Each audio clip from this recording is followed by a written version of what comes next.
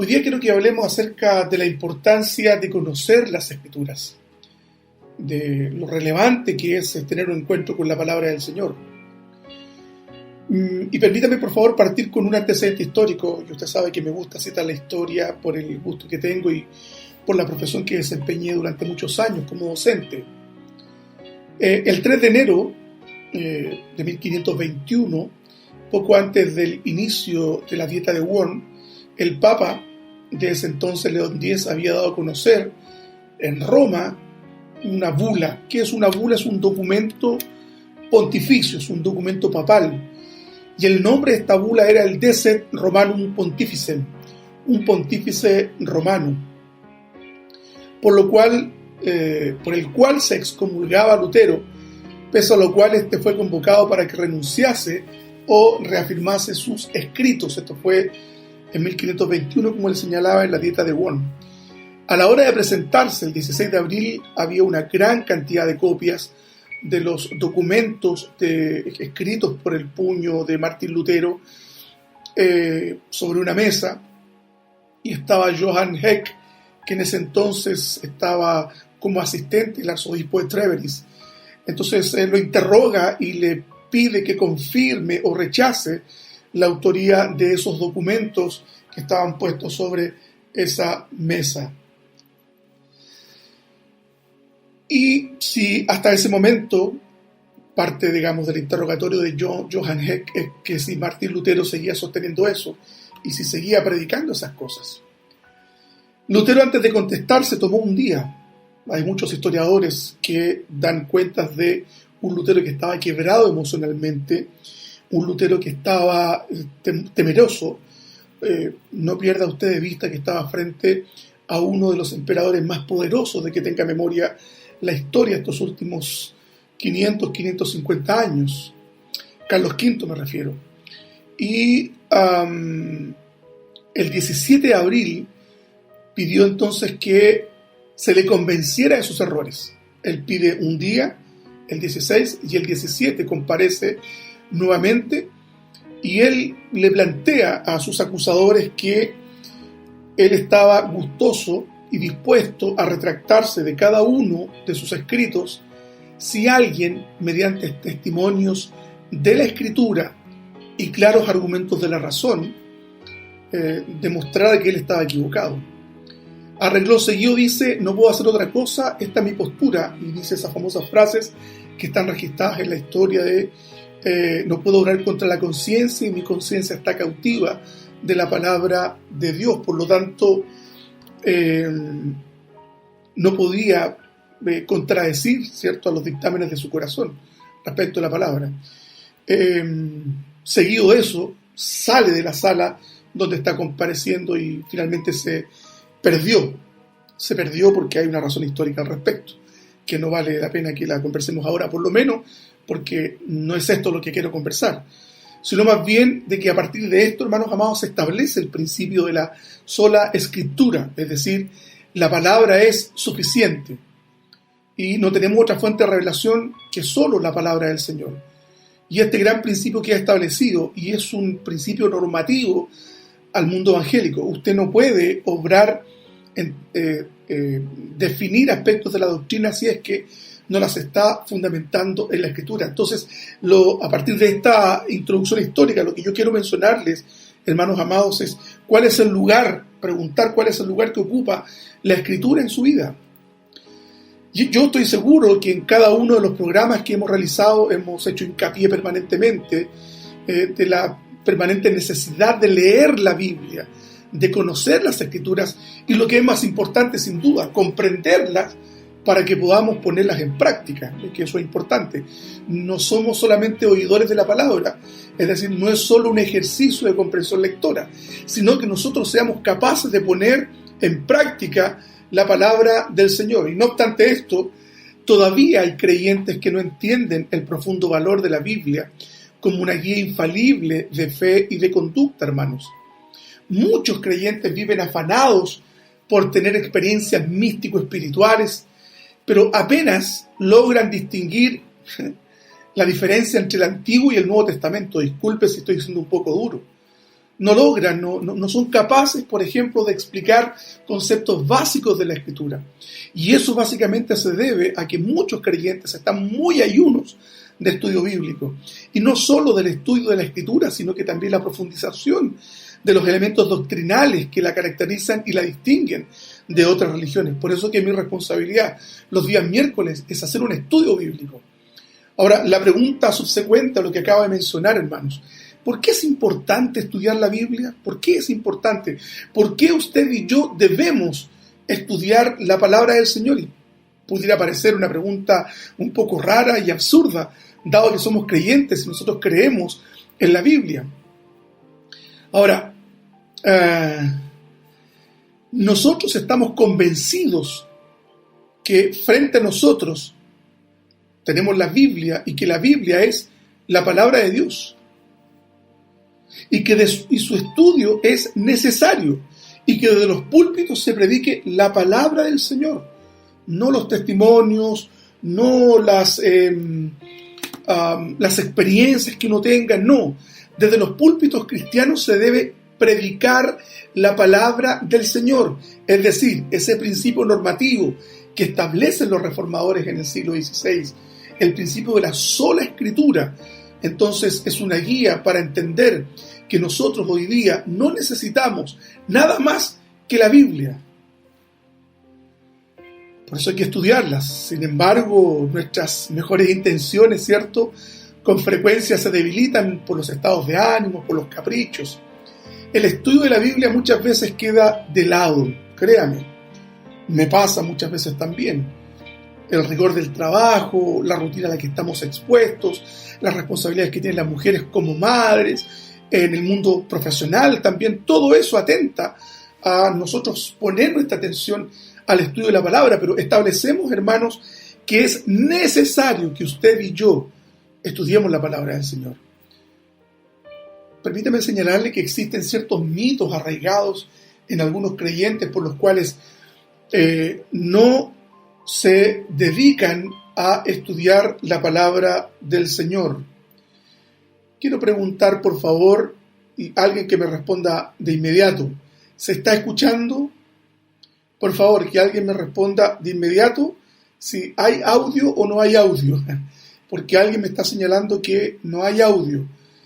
Así que si son tan amables, alguien que me pueda decir si me están escuchando o no a los hermanos. Les pregunto, por favor, los hermanos de la iglesia. No tengo respuesta todavía. Sí, me dice, se está escuchando. Me comunicaba un hermano, el hermano Hugo Reyes, que nos estaba escuchando. Muchas gracias, hermana Emma, también. Entonces decíamos que existen ciertos mitos arraigados en algunos creyentes por los cuales no se dedican, gracias Marcela, algunos creyentes por los cuales no se dedican a estudiar la palabra con constancia y con la profundidad que se requiere para entenderla y vivirla. Es decir, la palabra, hermanos amados, no solo se debe leer para comprenderla, porque la comprensión necesariamente, estimado hermano, es para que usted y yo la pongamos en práctica. Y estos mitos o estas razones con frecuencia llegan a convertirse en aforismos. Un aforismo, ¿cierto?, es una idea que a fuerza de mucha repetición va tomando la conciencia de las personas. Por lo tanto, cuando alguien permanentemente está diciendo algo respecto a un tema en particular, eso siempre se va quedando en el consciente o en el inconsciente de las personas. Por lo tanto, estos mitos o estas razones por las cuales algunas personas no estudian la palabra del Señor, quisiera mencionarlas. Este mito, que yo creo que es uno de los más que tiene mayor lugar dentro de la iglesia, señala que la Biblia es tan difícil de entender que solo los teólogos con muchos conocimientos y preparación técnica pueden manejar las Escrituras. Eso es una mentira. Muchas personas, hermanos, sinceramente están cautivas de estas predisposiciones. Es decir, sí, la verdad es que me gustaría leer la Biblia, pero es tan difícil de entenderla, es tan complicado de comprenderla. No, muchos no se dan el trabajo de leerla concienzudamente, porque parten de la base de que la Biblia es un libro oscuro e incomprensible. Y muchos dicen, sé que no puedo estudiar la Biblia porque cada vez que trato de leerla no la entiendo. Usted ha dicho eso. Y muchos hermanos que en este momento me están escuchando también lo han señalado.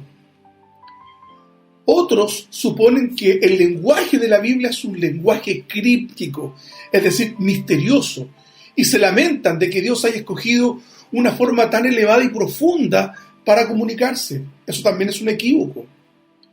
Por lo tanto, hermanos y hermanas, desde ya, permítame señalarles que si podemos leer el diario, el periódico, de todas formas podemos leer la Biblia. De hecho, me atrevería a decir que hay palabras y conceptos que se expresan en los diarios que en su mayoría son más incomprensibles de lo que dice la Biblia. Bueno, hay elementos intervinientes también que hay que mencionar, pero tampoco vamos a profundizar sobre eso en este momento. Los reformadores del siglo XVI confiaron plenamente en la claridad de las Escrituras y declaraban confiados en lo que ellos denominaron la perspicuidad. Mire qué término. Perspicuidad. ¿Lo entendió? Perspicuidad. Hablaban de la perspicuidad de las Escrituras. Usted se preguntará qué significa esta expresión. Le comento desde ya que este término es sinónimo de claridad. Es decir, los reformadores del siglo XVI entendían que la Escritura era lo suficientemente clara para poder dar a conocer su contenido a la gente más modesta. Afirmaban ellos que la Biblia era clara y lúcida y es lo suficientemente sencilla para que cualquier persona, letrada o no, pueda entender su mensaje básico. Por lo tanto, hermanos amados, no tiene usted ni yo, no tenemos entonces excusas para no estudiar la Biblia. Ahora, estamos de acuerdo en esto, no significa que todas las partes de la Biblia sean igualmente claras o que no haya en ella pasajes o secciones difíciles de comprender. Claro que las hay, pero permítame señalarle que son las menos, son pocas. Y de verdad también entiendo que estas secciones y pasajes bíblicos son difíciles de entender y dado que no son pocos, también en honor a la verdad, esto también complejiza un poco a aquellos que no tienen entrenamiento en ciertos aspectos de la exégesis y de la hermenéutica, que la hermenéutica provee para poder estudiar la palabra en profundidad. Exégesis y hermenéutica son dos palabras que utilizan los estudiosos y que tienen que ver con la correcta interpretación de la Biblia. Hermanos, establecemos que la Biblia es clara, establecemos entonces que es su deber y mi deber leer la Biblia. Leer la Biblia, eso es el deber que nosotros tenemos como creyentes, leer la Biblia. Y como señalaba entonces, si hay aspectos de ella que son más difíciles de entender, pero el contenido de las Escrituras en sus líneas más esenciales son lo suficientemente claras para traer salvación a las almas más atribuladas. Fíjese que algunas partes de la Biblia son tan claras y sencillas que resultan incluso ofensivas para aquellos que sufren de arrogancia intelectual. A veces, hermanos, las excusas son más poderosas que el deseo de descubrir la voluntad de Dios revelada en su palabra. ¿Cuál es la excusa que usted tiene? Y verdad, sea honesto con usted mismo, sea honesto con el Señor. Y sea honesto con su corazón, honesta y honesto. Y decir cuál es hoy día el tapujo que usted tiene para no estudiar la Biblia. ¿Cuándo fue la última vez que usted leyó un libro completo de la Biblia? ¿Cuándo fue que usted tomó el Evangelio de Lucas o de Mateo y lo leyó de punta a cabo? Le aseguro que muchos han perdido esa práctica. Quiero que leamos el Salmo 19, versos 7 y 8, no sin antes escuchar una hermosa alabanza para también alimentar nuestros oídos. Amén, así que no se vaya. Los espero acá. Hay una fuente en nosotros, Señor, que salta para la vida eterna. Hay una fuente, Dios, que sale de nuestro espíritu, que no se puede detener, Señor. Hay una fuente de alabanza, una fuente llena de adoración que fluye de nosotros, que fluye como un río.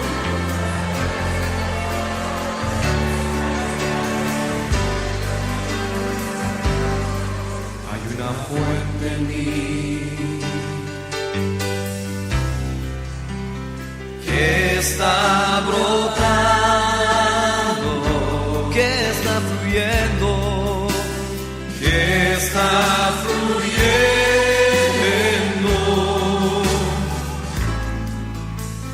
dentro de mí. Hay una fuente en mí, hay una fuente en mí, díselo al Señor, que está brotando,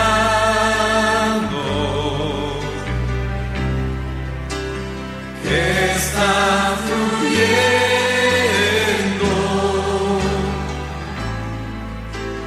dentro de mí. Es un río de alabanza, es un río de alabanza, de adoración y de adoración,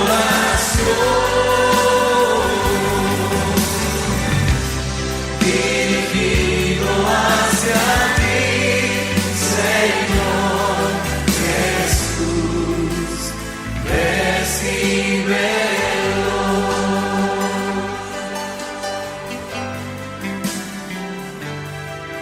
Hay una fuente en mí, díselo al Señor, que está brotando, que está fluyendo, que está fluyendo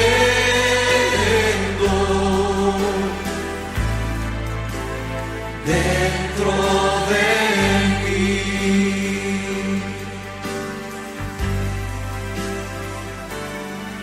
Hay una fuente en mí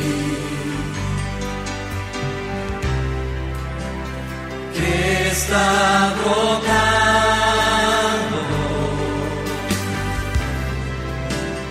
que está fluyendo.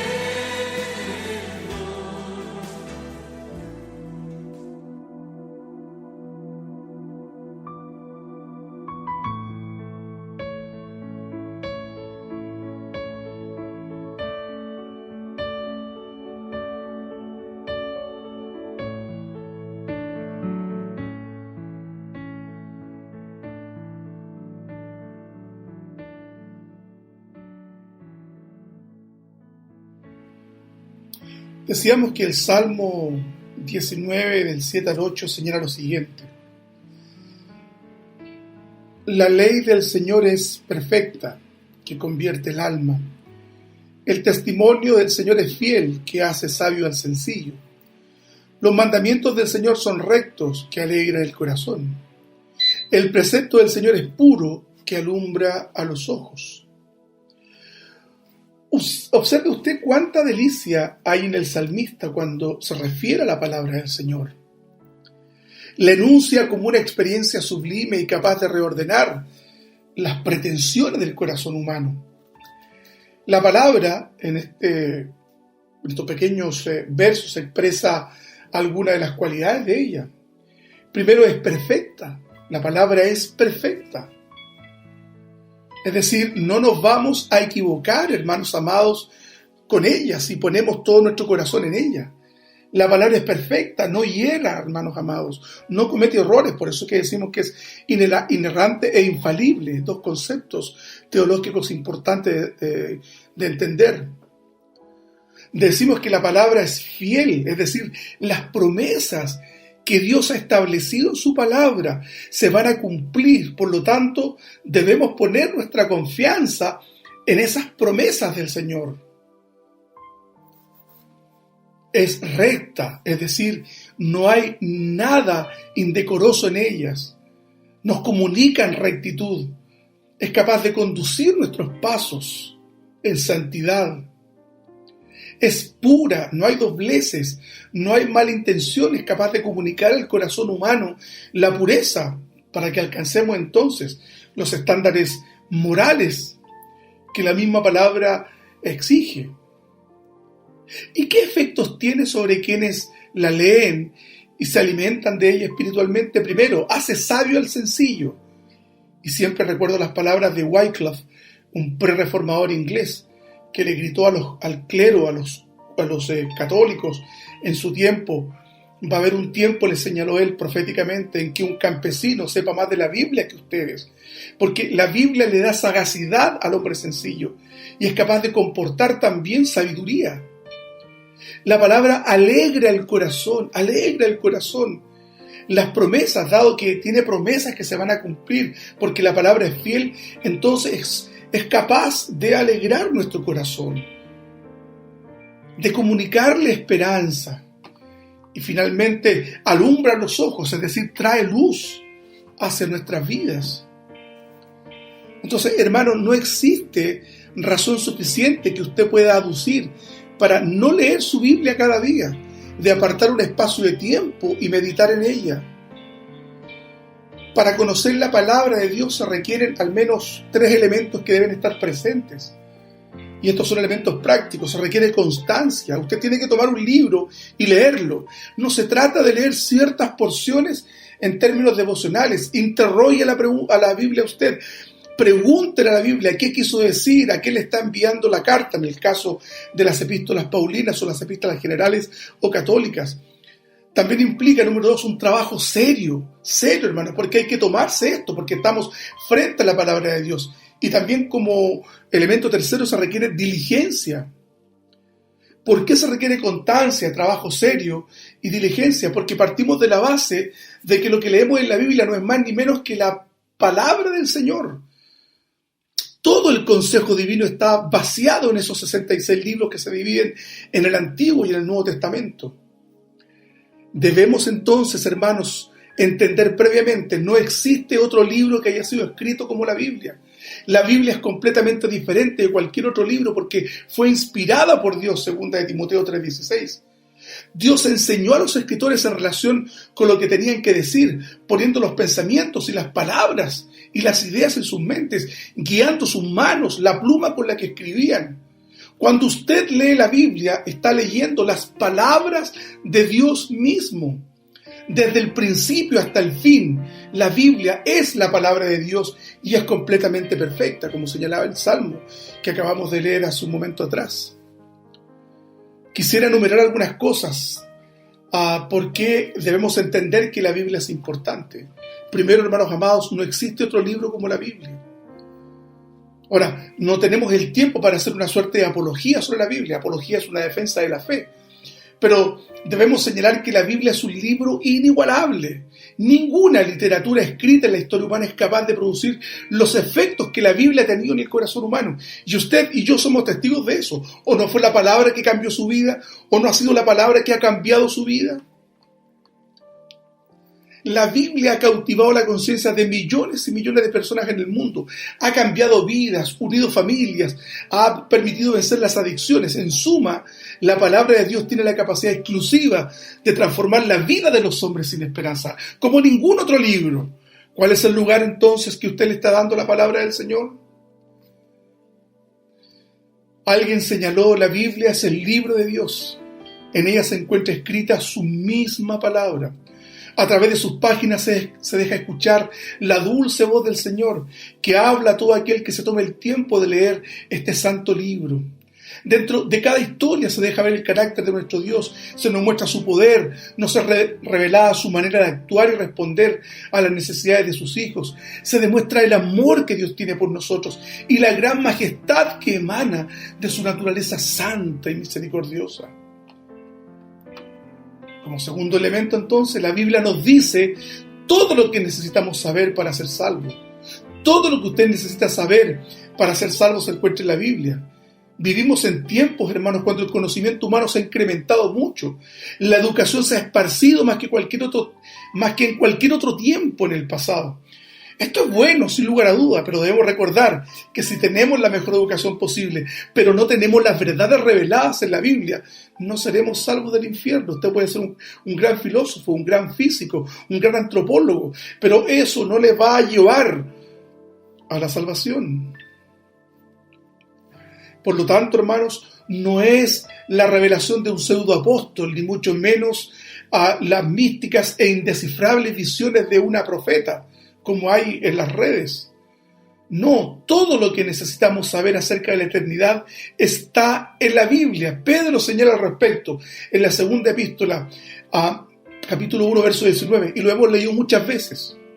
Tenemos también la palabra profética más segura, a la cual hacéis bien en estar atentos, como una antorcha que alumbra el lugar oscuro, hasta que el día esclarezca y el lucero de la mañana salga en vuestros corazones.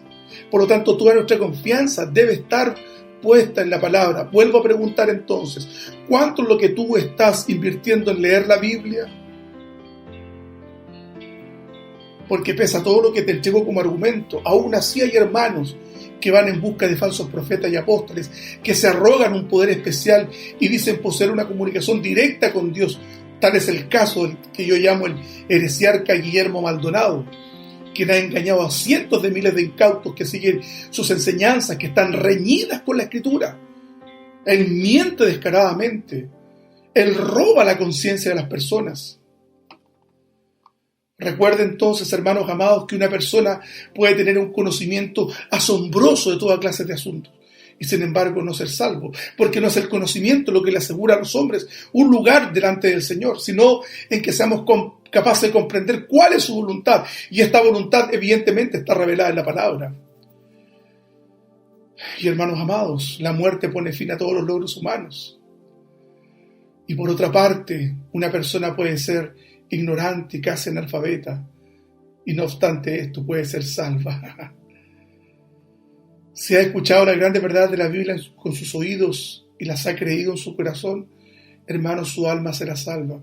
El conocimiento de las verdades bíblicas es mucho más importante que cualquier otro tipo de conocimiento, mi hermano. Y en estas razones argumentativas, la Biblia trata con los asuntos más trascendentales de la existencia humana. El punto 3. Ningún otro libro contiene asuntos de tanta importancia como la Biblia. Es la Biblia la que establece el plan de salvación y el camino por el cual nuestros pecados han de ser perdonados. Sin la Biblia no sabríamos nada de la venida del Señor Jesús a este mundo para salvar a los pecadores, nada de su muerte en nuestro lugar, nada de la justificación gratuita de cada pecador que cree en Jesús, nada de la voluntad dispuesta del Padre, el Hijo y el Espíritu Santo para salvar a las más ruines y peores personas. Es la Biblia, hermano, que nos habla de la vida y del carácter de nuestro Señor Jesucristo, el gran mediador entre Dios y los hombres. ¿Cuánto es lo que usted está hoy día tomando la palabra para estudiarla? Punto 4, hermanos amados, y esto es importante, por favor, no quiero ser ofensivo con nadie. La Biblia no se alejará de un cristianismo sensual. ¿Qué es lo que es un cristiano sensual? Un diccionario define sensual como perteneciente a los sentidos u objetos sensibles, altamente susceptible por los sentidos. Por lo tanto, el cristiano sensual es el que vive por los sentimientos más que por su entendimiento de la palabra de Dios. Y permítame hacer una breve descripción de estos cristianos sensuales que viven en función de los sentidos y los estados de ánimos. El cristiano sensual no puede ser movido al servicio, la oración o el estudio, a no ser que tenga ganas. Su vida cristiana es solamente tan efectiva como la intensidad de los sentimientos que él experimenta en ese momento. Muchos creyentes, cuando experimentan la euforia espiritual, son un remolino de actividad divina. Cuando está deprimido, es un incompetente espiritual. No es capaz de mover un dedo. Un cristiano sensual constantemente busca experiencias nuevas y frescas y las utiliza para determinar la palabra de Dios. Sus sentimientos internos se convierten entonces en la máxima prueba de verdad. ¿Conoce cristianos así usted? El cristiano sensual no necesita estudiar la palabra de Dios porque él ya conoce la voluntad de Dios a través de sus sentimientos. Él no quiere conocer a Dios, él quiere experimentarlo. ¿Se ha fijado que hay hermanos que quieren experimentar a Dios? Que quieren sentir cosas, que quieren experimentar cosas. Debemos cavar entonces, hermanos, una profunda trinchera en torno a ese cristianismo claramente antibíblico. El cristianismo liberal exalta la experiencia y oscurece la doctrina.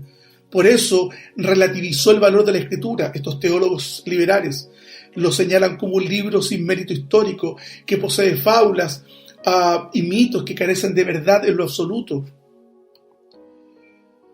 Desde ya, hermanos, les señalo que deben alejarse del peligro que implican aquellos que buscan experiencias y no las verdades de la palabra. Aquellos que desacreditan también la Biblia, sindicándola como un libro más entre otros textos religiosos. Por lo tanto, hermanos amados, lea su Biblia, reflexione acerca de lo que dice y sobre todo, vívala en honestidad y sobre todo en santidad. Levanto mis manos, Señor, porque tú me has escuchado. Perdonado soy. Ahora que digno soy, levanto mis manos, Señor, porque tú me has escuchado. Perdonado soy. Ahora que digno soy, levanto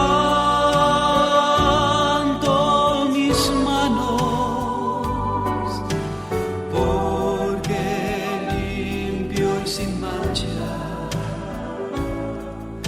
estoy.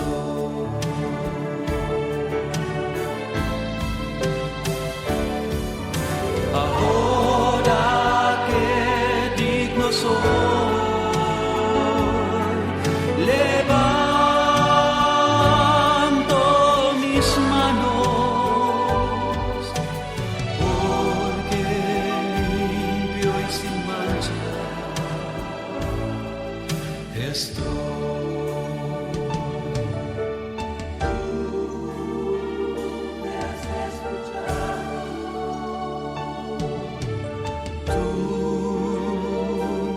Perdonado,